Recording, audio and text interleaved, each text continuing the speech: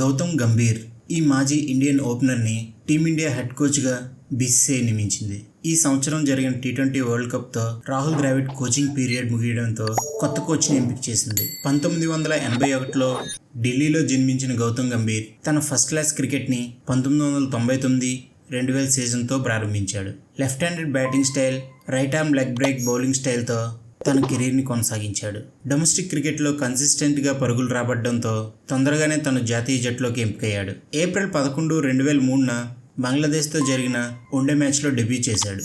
వన్డేల్లో 2005లో శ్రీలంకపై తన first century చేశాడు. వన్డే క్రికెట్లో గౌతమ్ గంభీర్ మర్చిపోలేని ఇన్నింగ్స్ ఆడాడు. ఇంకా 2011లో జరిగిన ఐసీసీ వన్డే వరల్డ్ కప్లో ఫైనల్లో శ్రీలంకపై 97 పరుగులు చేసి ఇండియా కప్పు గెలవడంలో గంభీర్ పాత్ర చాలా కీలకం. వన్డేల్లో మొత్తం 147 మ్యాచ్లు ఆడి 5238 పరుగులు చేశాడు. 39.68 యావరేజ్తో 11 సెంచరీలు, 34 హాఫ్ సెంచరీలు చేశాడు. టెస్టుల్లో 2004లో డెబ్యూ చేసిన గంభీర్ తన మరొక ఓపెనర్ పార్ట్నర్ అయిన సెహ్వాగ్తో కలిసి చాలా రోజులు ఇండియా ఓపెనర్ పేరుగా కొనసాగారు. గంభీర్ టెస్టుల్లో మంచి ఆరంభాలని అతిపెద్ద స్కోర్లుగా మలచడంలో చాలా సక్సెస్ సాధించాడు. 2009లో ఐసీసీ టెస్ట్ ర్యాంకింగ్లో నెంబర్ 1 ప్లేస్లో నిలిచాడు. మొత్తంగా 58 మ్యాచ్ల్లో 4154 పరుగులు చేశాడు. 41.95 యావరేజ్తో 9 సెంచరీలు, 22 హాఫ్ సెంచరీలు చేశాడు. టెస్టులో తన హై స్కోర్ 206 పరుగులు. ఇక టీ20లో 2007 ఐసీసీ టీ20 వరల్డ్ కప్లో ఫైనల్లో పాకిస్తాన్పై చేసిన 75 పరుగులు ఇండియా కప్పు గెలవడానికి చాలా కీలకమైనవి. ఐపీఎల్లో Delhi Daredevils, Kolkata Knight Riders టీమ్స్కి కెప్టెన్గా సేవలు అందించాడు. కేకేఆర్ 2 ఐపీఎల్ టైటిల్స్ గెలవడంలో గంభీర్ పాత్ర చాలా కీలకం. 2012 మరియు 2014లో గంభీర్ సారథ్యంలోనే కోల్కతా ఐపీఎల్ టైటిల్ని గెలిచింది. ఐపీఎల్ హిస్టరీలోనే మోస్ట్ సక్సెస్ఫుల్ కెప్టెన్సీల్లో గంభీర్ కూడా ఒకడు. గంభీర్ 2018లో అన్ని ఫార్మాట్లలోనూ రిటైర్మెంట్ ప్రకటించాడు. రిటైర్మెంట్ ప్రకటించాక పాలిటిక్స్లో ఎంటర్ అయ్యాడు. గంభీర్ 2019లో భారతీయ జనతా పార్టీ తరఫున ఈస్ట్ ఢిల్లీ పార్లమెంట్ సెగ్మెంట్లో ఎంపీగా గెలిచాడు. ఇంకా గంభీర్ పర్సనల్ లైఫ్ విషయానికి వస్తే 2011లో నటాషా జైన్ని మ్యారేజ్ చేసుకున్న గంభీర్కి 2 ఆడపిల్లలు. 2019లో ఇండియాలోనే 4వ అతిపెద్ద సివిలియన్ అవార్డైన పద్మశ్రీతో భారత ప్రభుత్వం తనను సత్కరించింది. 2008లో క్రీడల్లో తన అచీవ్మెంట్స్కి గుర్తుగా అర్జున అవార్డుని ప్రకటించింది. గౌతమ్ గంభీర్ రిటైర్ అయిన 6 సంవత్సరాల తర్వాత 42 సంవత్సరాల వయసులో ఇండియా ప్రధాన కోచ్గా బాధ్యతలు చేపట్టాడు. 1990లో కపిల్ దేవ్ తర్వాత ఈ బాధ్యతలు చేపట్టిన 2వ అతిపిన్న వయస్కుడు. మైదానంలో చాలా దూకుడుగా ఉండే గంభీర్ క్రికెట్లో అన్ని ఫార్మాట్లను టాప్లో ఉన్న ఇండియాకి కోచ్గా తన బాధ్యతలు నిర్వహిస్తాడు. గంభీర్కి ఇప్పుడు ఇమ్మీడియట్గా ఎదురయ్యే ఛాలెంజెస్ ఏంటంటే ఈ నెలాఖరులో శ్రీలంకలో పర్యటన, ఆ తర్వాత టెస్ట్ ఛాంపియన్షిప్లో భాగమైన బంగ్లాదేశ్ మరియు న్యూజిలాండ్లతో ఇండియాలోనే 2 టెస్ట్ సిరీస్లు జరుగుతాయి.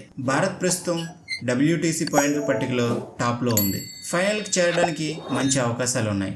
గంభీర్కి ఎదురయ్యే అతిపెద్ద ఛాలెంజ్ ఈ ఏడాది ఆఖరిలో భారత్ 5 టెస్ట్ మ్యాచ్ల సిరీస్ కోసం ఆస్ట్రేలియా పర్యటిస్తుంది. 2018-19, 2020-21లో ఆస్ట్రేలియా పర్యటించిన ఇండియా ఆ సిరీస్ని గెలుచుకుంది.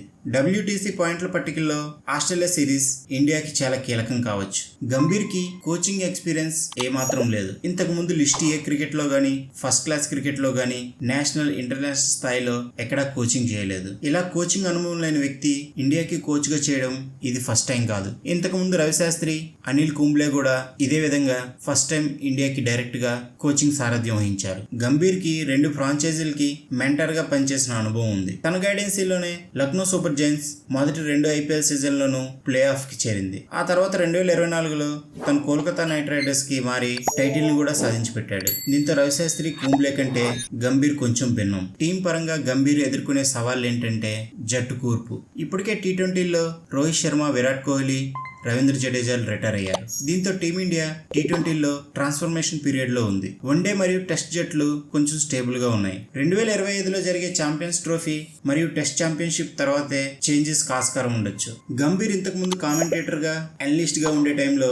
సీనియర్స్ ఎక్కువగా విశ్రాంతి తీసుకుంటున్నారని విమర్శించేవాడు. అయితే ఇప్పుడు 2027 వన్డే ప్రపంచ కప్ వరకు తన కోచ్ గా కొనసాగే అవకాశం ఉంది. కాబట్టి వర్క్ లోడ్ మేనేజ్మెంట్ ని ఎలా నిర్వహిస్తాడనేది ఆసక్తికరంగా ఉంది. రోహిత్, గంభీర్ ఎర్లీ స్టేజ్ లో 4 ఇయర్స్ గ్యాప్ లో టీమిండియాకి డెబ్యూ చేశారు. 2009-2013 మధ్యలో వీళ్ళిద్దరూ ఒకే డ్రెస్సింగ్ రూమ్ ని పంచుకున్నారు. వీళ్ళిద్దరి మధ్య కోఆర్డినేషన్ కి పెద్ద ఇబ్బందులేమీ ఉండకపోవచ్చు. ఇక్కడ క్రికెట్ ఫ్యాన్స్ కి మరో ఆసక్తికర అంశం కోహ్లీ గంభీర్ల యొక్క బాండ్. 2009లో గంభీర్ తనకొచ్చిన player of the match award ని తన కెరీర్ లో ఫస్ట్ సెంచరీ చేసిన కోహ్లీకి అందించాడు. 2016లో కోహ్లీ కెప్టెన్సీలోనే గంభీర్ టెస్ట్ జట్ లోకి తిరిగి రీ ఎంట్రీ ఇచ్చాడు. వీళ్ళిద్దరి మధ్య మొదట్లో మంచి సంబంధాలే ఉండేవి. ఐపీఎల్ లో 2 వేర్వేరు జట్లకి కెప్టెన్ గా ఉండడంతో ఆన్ ఫీల్డ్ లో ఘర్షణలు వీరి మధ్య దూరాన్ని పెంచాయి. 2024 ఐపీఎల్ లో గతాన్ని మరిచి కొంచెం క్లోజ్ గా ప్రవర్తించారు. ముక్కుసూటి మనస్తత్వం కలిగిన గంభీర్ టీమిండియా కోచ్ గా ఎంతవరకు సక్సెస్ అవుతాడనేది